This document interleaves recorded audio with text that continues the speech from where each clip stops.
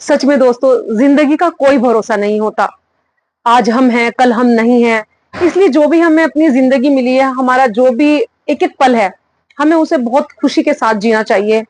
इतना ज्यादा हमें रिग्रेट नहीं करना चाहिए चीजों को लेकर के कि ये हमारी ये तमन्ना पूरी नहीं हुई, ये नहीं हुई, वो नहीं हुई। नहीं, हमारे पास जो भी है ना, हमें उसी में खुश रहना चाहिए और अपने हर पल को जीना चाहिए, क्योंकि हमें नहीं पता हमारा कौन सा पल आखिरी हो जाए।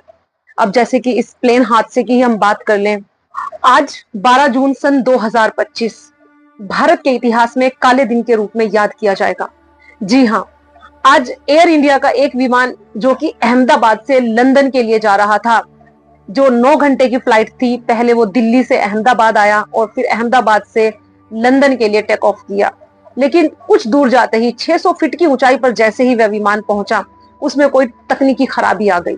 और तकनीकी खराबी ऐसी थी कि पायलट को भी संभलने का मौका नहीं मिला और प्लेन जो है वो सीधा क्रैश हो गया।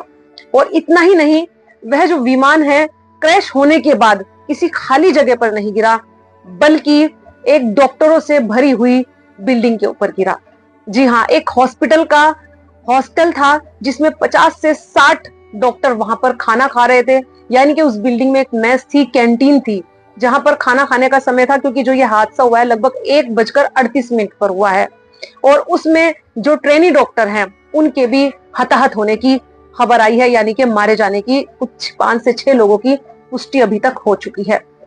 और प्लेन में हमारे 242 यात्री सवार थे, जिसमें 169 भारतीय थे, 53 ब्रिटिश थे और 7 पुर्तगाल के नागरिक थे और 1 कनाडा का नागरिक था, जिसमें 11 क्रू मेंबर भी थे और उनके सभी के सभी के मारे जाने की पुष्टि की जा चुकी है। हादसा इतना भयानक था कि जिस बिल्डिंग पर यह विमान गिरा, उस बिल्डिंग का तो हालात खराब है ही हैं, जैसे कि आप अभी स्क्रीन पर देख सकते हैं। लेकिन उसके साथ वहां पर और भी 2-3 बिल्डिंग बनी हुई है, वो बिल्कुल धुएं से पूरी तरीके से काली हो चुकी हैं। ऐसा लग रहा है जैसे किसी ने उस पर काला रंग या काला काला कोयला पोत दिया हो। यानी कि हादसा इतना ज्यादा भयानक था। जिस बिल्डिंग के ऊपर गिरी वो तो पूरी तरीके से खत्म हो ही गई है, लेकिन जो उसके साथ की बिल्डिंग थी वह भी जलकर पूरी तरीके से खत्म हो चुकी है। चारों तरफ सिर्फ और सिर्फ राख के ढेर बताए जा रहे हैं।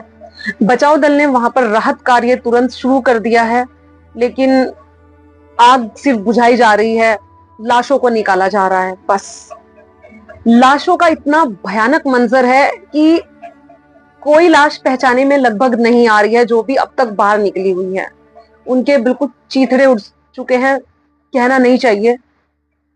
बस सिर्फ और सिर्फ उनके परिवार के लिए हमारे पास संवेदनाएं हैं। उनकी जो उसमें प्लेन में मारे गए हैं, उनकी आत्मा की जो शांति है, उसके लिए बस हमें प्रार्थना करनी चाहिए। हम सबको प्रार्थना करनी चाहिए। हम और कुछ भी नहीं कर सकते।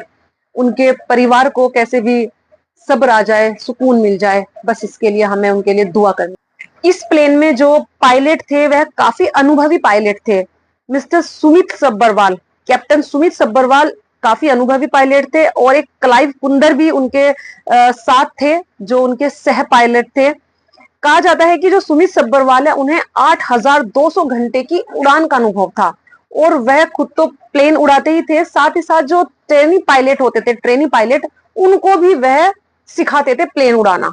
यानी वो इतने ज्यादा अनुभवी थे। और जो पायलट कुंदर थे उन्हें भी लगभग 11,000 घंटे की जो फ्लाइट है वो उड़ाने का अनुभव था। यानी कि कहा जा रहा है कि काफी अनुभवी पायलट थे। लेकिन कहते हैं ना कि जब हादसा होना होता है, मौत आनी होती है, तो फिर चाहे कोई कितना भी बड़ा खिलाड़ी क्यों ना हो, मौत उस पर झपट्टा बनकर टूट पड़ती है। बल्कि इस हादसे में गुजरात के जो पूर्व सीएम हैं मिस्टर विजय कर्णी, वो भी सवार थे और उनकी भी मौत की पुष्टि हो चुकी है। कहा जा रहा है कि यह अब तक का सबसे ज्यादा भयावह और दर्दनाक हादसा है, जिसमें एक साथ इतने लोगों की मौत हुई है।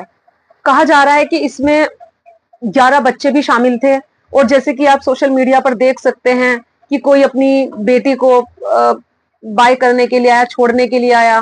किसी ने अपनी तस्वीरें पोस्ट की हुई हैं टेक ऑफ करने से पहले कि बाय इंडिया, कॉलिंग लंदन। इस तरीके से काफी सोशल मीडिया पर तस्वीरें चल रही हैं, जिनको देखकर बहुत दुख हो रहा है कि अब ये लोग इस दुनिया में नहीं हैं और यह यात्रा इनकी आखिरी यात्रा बन गई।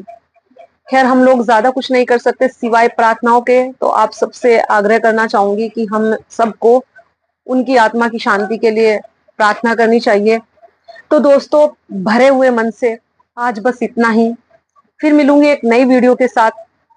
आप उन यात्रियों की आत्मा की शांति के लिए प्रार्थना करते रहिए। नमस्कार।